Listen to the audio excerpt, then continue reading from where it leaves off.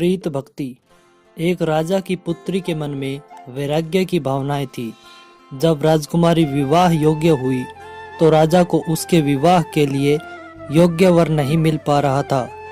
राजा ने पुत्री की भावनाओं को समझते हुए बहुत सोच विचार करके उसका विवाह एक गरीब सन्यासी से करवा दिया।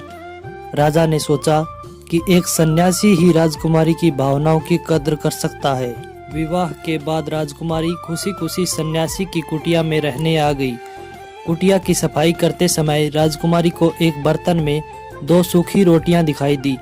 उसने अपने सन्यासी पति से पूछा कि रोटियां यहाँ क्यों रखी है।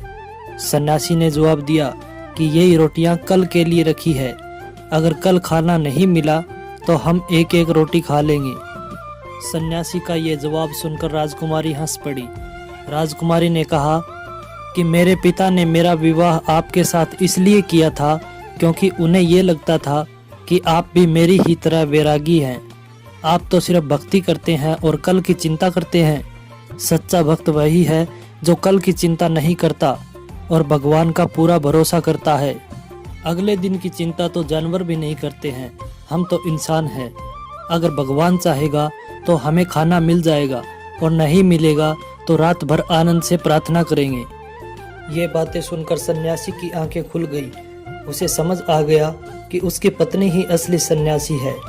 उसने राजकुमारी से कहा कि आप तो राजा की बेटी हैं, राजमहल छोड़कर मेरी छोटी सी कुटिया में आई हैं, जबकि मैं तो पहले से ही एक फकीर हूँ।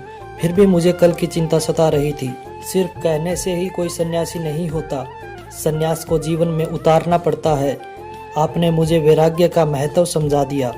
दोस्तों, हमें इस कहानी से यह शिक्षा मिलती है कि अगर हम भगवान की भक्ति करते हैं तो विश्वास भी होना चाहिए कि भगवान हर समय हमारे साथ है। उसको हमारी चिंता हमसे ज़्यादा रहती है।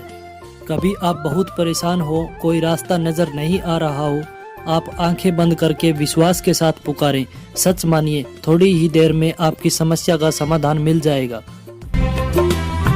जय श्री राधे श्याम।